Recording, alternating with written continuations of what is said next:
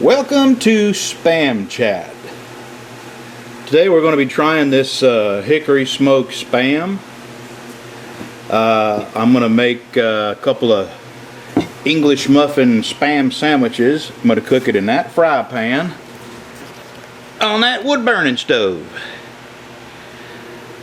I had surgery a while back. You probably don't want to see this and eat, but that's just I don't know if you can see where they did the cutting, but from there around to here, I'm sure hoping that fixes my problem.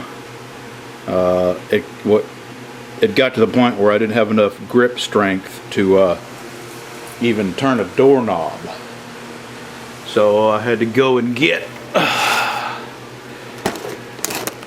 this kind of a doorknob, because if this doesn't work, I still don't feel like I have a lot of strength in it. And what happened was I broke this thumb about 4 years ago, and rather than go to a doctor, I set it myself and taped it up, and it just got worse and worse and worse over the course of 4 years. So anyway, I don't know if it's fixed yet or not, but if not, just have to make some adjustments to accommodate not having any strength over there. Today's Spam Chat is going to feature this Hickory smoked spam, cooked on my wood burning stove, and what we're going to talk about is some funny, strange, aggravating experiences I've had since moving into this house about 17 years ago with the United States Postal Service. So I'm going to stop this video here. I'm going to walk down to the end of my driveway and start the story there, and then we'll come back and open this up and cut it up into some slices and get it on the stove. Alright, this is my driveway. This is the front of my house, and when I bought this house, it did not have any fence around here, and this is a dead-end road. And when I bought this house, man, I was so happy my wife and I, we started with nothing. And we parlayed nothing into something. And when I bought this house, it was a major jump for my wife and I. Jump up into middle class from being pretty poor. And I was poor because I paid an enormous amount of child support every month for over 20 years. Anyway, here's the story. I was an over-the-road driver, and when I would come home, I would park my truck right here at the end of this road. The mailman, for some reason, had a real problem with me parking my truck there. So instead of, turning around in my driveway, or, maybe turning early in front of my truck and backing up and coming down this way, he would drive way up into my front yard. And several times he almost ran over my dog. So one day I was out here working on my truck, and he pulled up there and he stopped, and I got down off the ladder because I was putting a visor on my truck, and I walked over there to him and stuck my hand out. I was going to introduce myself. I was thinking, well, maybe this is the problem. Maybe if I just introduce myself, maybe he'll stop being an asshole. And I stuck my hand out and said, "Hi, my name's Brad." And he said, "Yeah, I know who you are. I deliver your mail." And he said, I can't back up. I can't, the post office says I'm not allowed to back up. And I said, "Well, do they say you're allowed to drive up in people's front yards instead of backing up? Because that's what you're doing." He goes, "Well, if your truck wasn't here, it wouldn't be a problem." I said, "Well, this driveway's not designed to handle the weight of a truck, and this is my house and I live here. I'm sorry for the extreme inconvenience this seems to have placed you in, but I want to be parking my truck here till I'm no longer a truck driver." So he goes and talks to the mayor of this little town. And the mayor tells him, "Man, we don't have any restrictions on trucks, and he ain't bothering nobody down there. Leave that man alone." So that didn't do it. The guy kept driving up in my yard, so I built a fence. I put that fence around there, and I continued to park my truck here. And things got worse and worse over time. He eventually he gave me a hard time about my mailbox. I'm going to tell you about that now. Hold on one second. Well, one day he just stopped delivering mail, and I had to go to the post office to find out what the problem was, and they said, well, apparently the mail carrier says your mailbox does not meet regulations. And I said, well, in what way does it not meet regulations? Instead of just holding my mail, why didn't you just tell me that and I'll fix it? And what it was, the bottom edge of this mailbox to the ground has to be a minimum, it's been years so I can't remember, I think it was 43. And it can't be any higher than 47. I mean, I may be off on that. So, this asshole has taken me parking my truck out in front of my house. He's taken it to the next level. Now he's holding my freaking mail. So I come out here with a shovel. I got online, I found out what the regs were, and I come out here with a shovel, and I shoveled away the dirt to the proper height. And eventually I got him to start delivering my mail back here. So then he would, this is before I put this on. So then what he would do, this has a magnet on it that holds it closed. What he would do is put my mail in there and then pull the door open just enough where the magnet wouldn't pull it closed. And of course, every time it rained, it would just fill up with rain and my mail would get all wet. I mean, you had to make an effort to pull this back open away from the magnet. So what I did was I come out here and I spring-loaded my door. Well, when you pull it open, it snaps open, and all you got to do is lift up on it just a little bit, and it pulls it closed tight. So there's no way you can pull it back open and let the rain go in there. So a couple more years go by, and we have another word or two. I mean, the guy was a freaking mental case, and he took this job, and the little bit of authority he had over people, he just went nuts with it. I eventually took my mailbox down and got a post office box. Well, all goes well with the post office box until this guy, and I'm going to tell you his name, Jack Maxey, here in Sibley, Louisiana. A freaking nut job. Well, anyway, moves into the post office and gives up the route, and all of a sudden my mail is not showing up in my post office box. So I have to go down there. It's 3 weeks of mail. I was an over-the-road truck driver, and it took me that long to get through here during the day where I could ask him what the problem was. And he said, well, you didn't pay your box rent. And I said, I damn sure did. Came home, got my canceled check, and went back there and showed it to him. And he goes back there and he gets all my mail that he's held, and he says, oh, well, it was just an oversight. In the meantime, I've got bills that are past due and credit card statements that I didn't have, and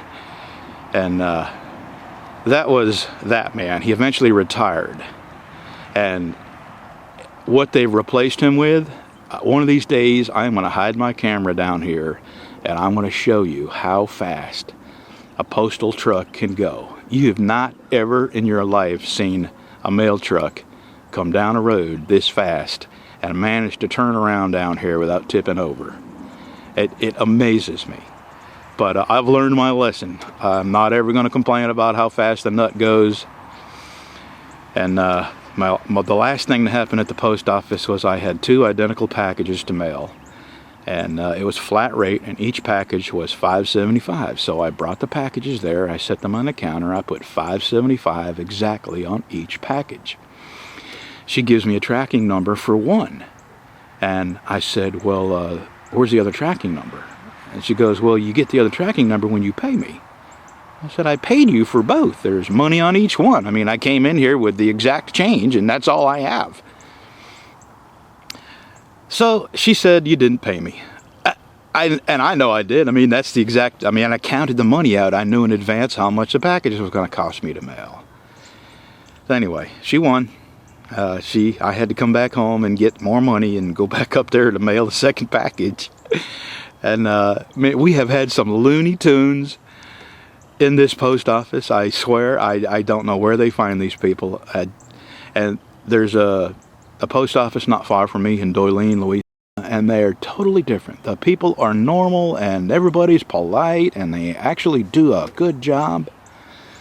Just amazes me that this little hole-in-the-wall post office for all these years has had nothing but freaks and nut jobs in it.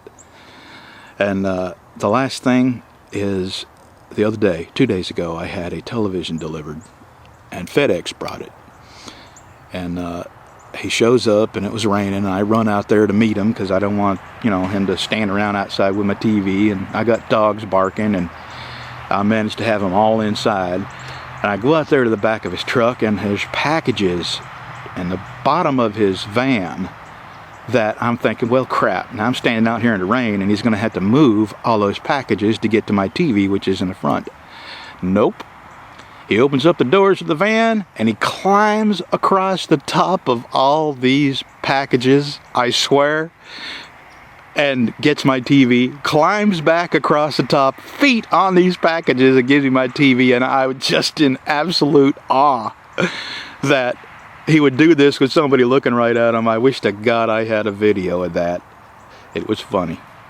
Anyway, back to Spam. Alright, let's get this open.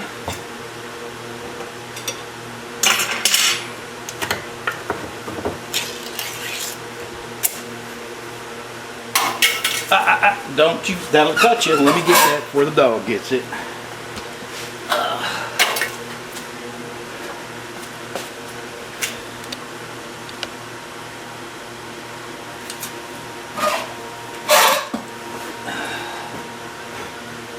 Oh man, that smells really good. Huh.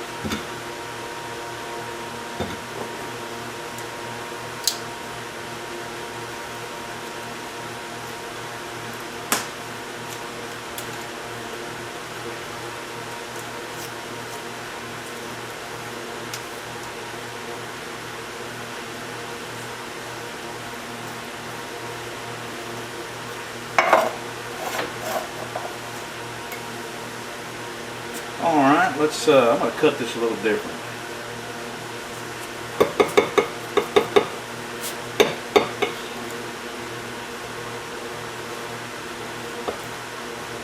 We're going to cook Spam steaks.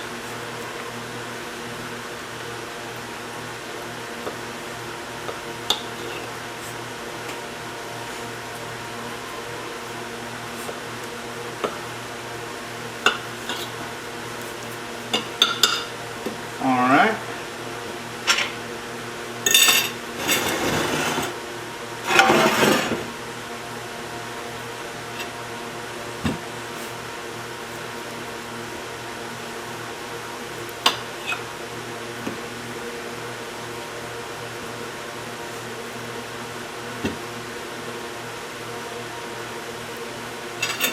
Alright, dogs. I tell you what, I'm going to taste this uncooked. Yeah, I am.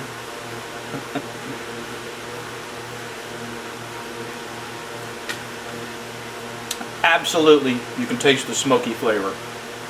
That is going to be really good cooked up. Alright, let's see if it's dog approved. What do you think? Okay, what do you think? Here, Lucy Beth. Here you go. Yeah? Pretty good, huh? Ah, man, I tell you what. That's really got a good hickory smoked flavor right there. Alright, let's go to the stove and get this on there.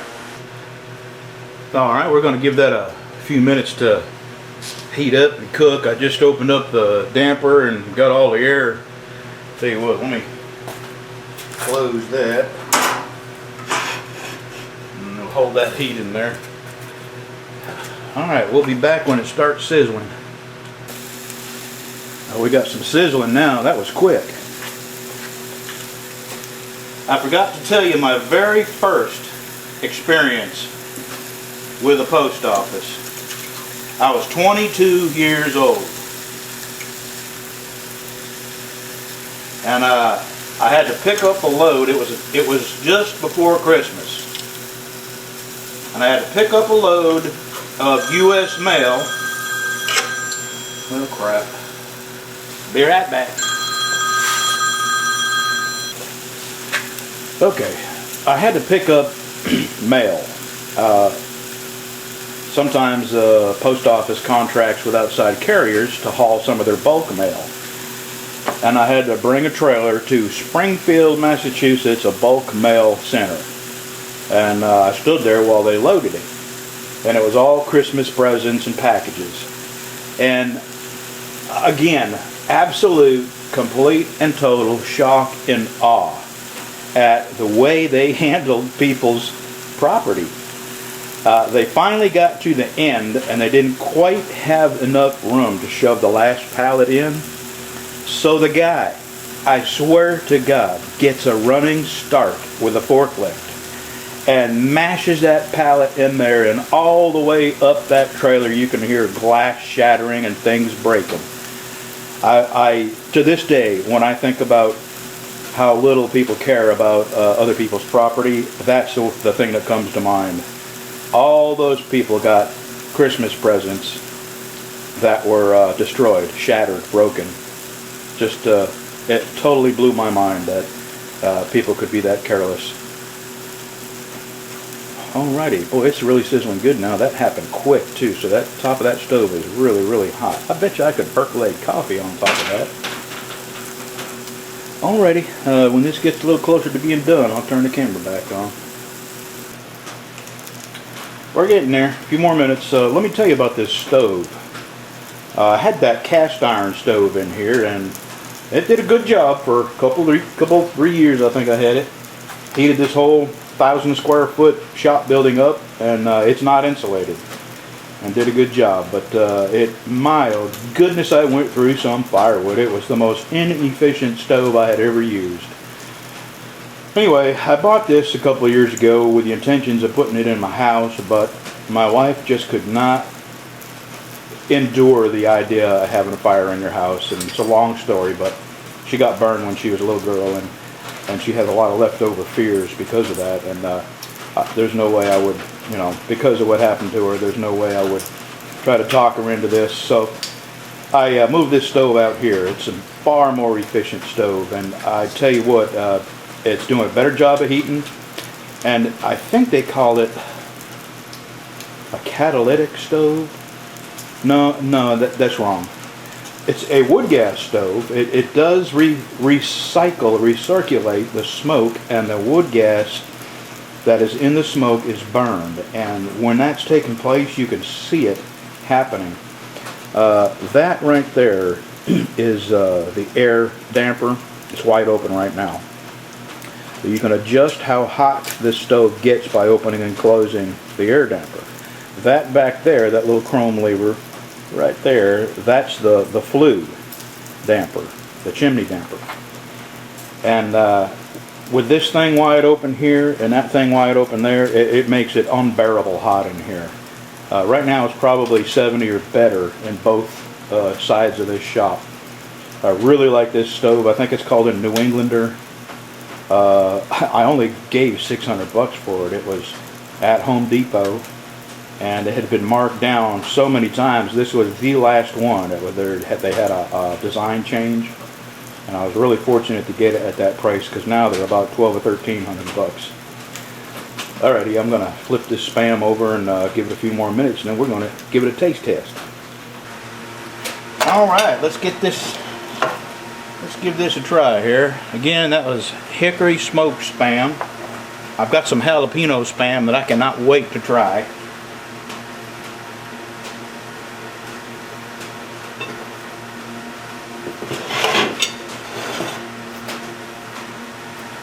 Wait, let me cleanse the palate.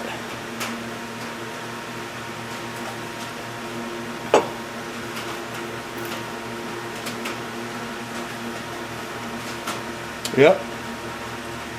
That is a little piece of heaven right there. Hickory smoke. You can absolutely taste the hickory smoke. I give it 2 thumbs up. One of them's kind of screwed up right now, so just count this twice. Thanks for watching. I hope I didn't sound whiny about the post office. I don't have anything against the post office, just this one here in my town. They're kind of nutty. See ya.